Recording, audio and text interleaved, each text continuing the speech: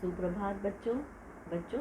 आपने वीडियो के second part में देखा था कि हमने वर्णमाला के कुछ स्वर सीखे थे, अ से लेकर के री तक। अ, आ, छोटी ई, बड़ी ई, छोटा ऊ, बड़ा ऊ और री। अब हम इसके आगे के स्वर ए से एड़ी, ए से ऐनक, ओ से ओखली, औ से औरत, अंग से अंगूर और अह से कुछ भी नहीं, इन स्वरों को सीखेंगे। बच्चों, हमने री तक स्वर लिखना सीख लिया है। इसके बाद री के बाद का हमारा स्वर है ए। ए से एड़ी, ए से इकतारा, ए से एक, जिसे आप वन भी बोलते हैं। तो चलिए हम सब अब लिखते हैं ए।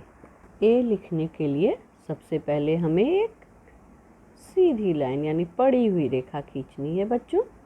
उसके बाद हमें लेफ्ट साइड में एक कर्व बनाना है। फिर हमें एक स्लैंटिंग लाइन यहाँ पे खींचनी है। इस तरह से आगे से हल्का सा इसे मोड़ देना है। फिर हम यहाँ पे इस तरह से इसमें रेखा खींचेंगे। ये हो गया हमारा ए। ए से एड़ी।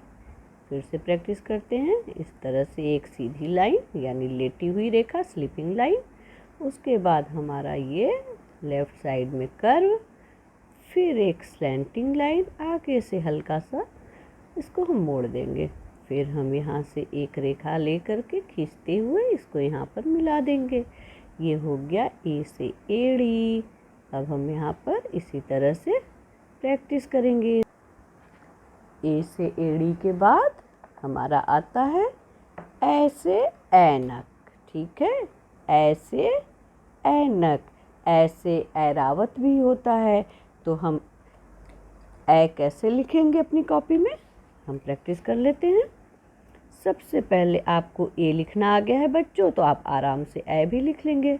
सबसे पहले हमें ए लिखना है, जैसे हमने ऊपर में ए लिखा है इस तरह से। उसके बाद हमें एक गोला बनाते हुए और स्लैंटिंग लाइन ऊपर से खींच देनी है। ये हो गया हमारा ऐ। ऐसे ऐनक।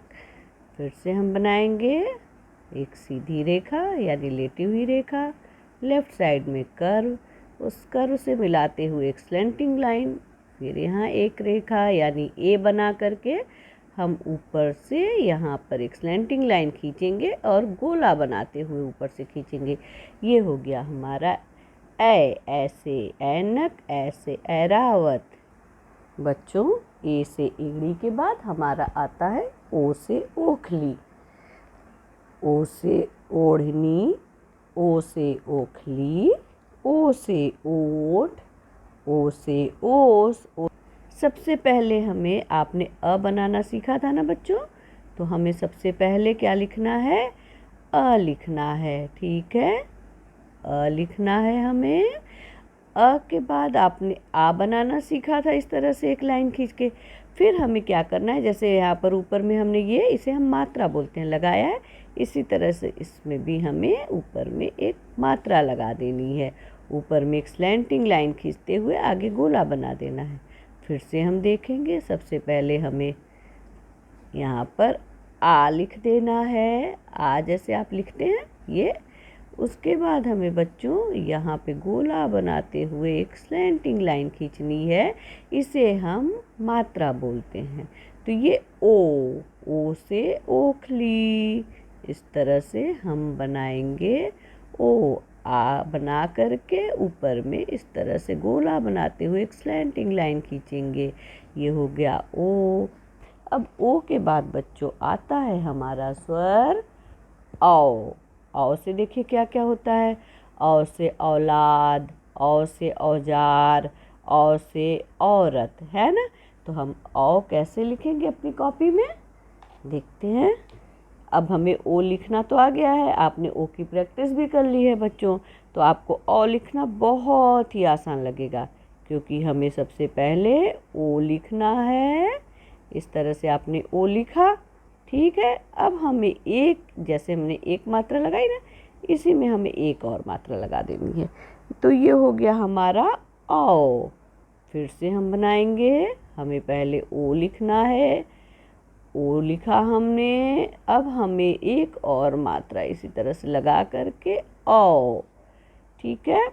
इसी तरह से आप कई सारा और लिख करके और अपनी प्रैक्टिस कर सकते हैं। औ के बाद आता है बच्चों हमारा अंग स्वर।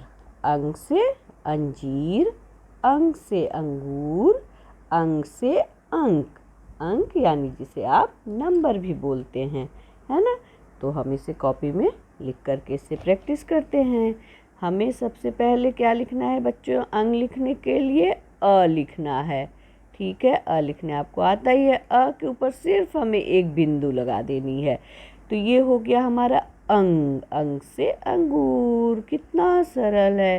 पहले हमें अ लिखना है इस तरह से, फिर इसके ऊपर बिंदी अंग। अंग के बाद बच्चों हमारा लास्ट स्वर आता है अह। अह देखिए आप, कितना आसान है। अ लिख करके इसके पीछे सिर्फ हमें 2 बिंदियाँ लगानी हैं, ठीक है। जैसे अंग में हमें ऊपर में 1 बिंदी लगानी थी, अह में हमें अ लिख करके 2 बिंदियाँ लगानी हैं अह। तो चलिए हम कॉपी में लिख करके देखते हैं इसे। पहले हमें अ लिखना है बच्चों। अ लिखने आपको आता ही है। अ के पीछे 2 बिंदी अह। फिर से हम लिखते हैं, इसको प्रैक्टिस करते हैं। अ के पीछे 2 बिंदियाँ अह, ठीक है। ये हो गया हमारा अह। अब आप इसको अच्छे से प्रैक्टिस करिएगा। तो आज हमने कौन कौन से सीखे बच्चों स्वर? ए से एड़ी, ऐ से ऐनक, ओ से ओखली, औ से औरत, अंग से अंगूर, अह से कुछ भी नहीं। तो आप अपने जो आपकी होमवर्क की कॉपी है उसमें अच्छे से इन स्वरों की प्रैक्टिस करिएगा, ठीक है। इतने ही हमारे स्वर होते हैं बच्चों, और हमें इनकी अच्छे से प्रैक्टिस करनी है।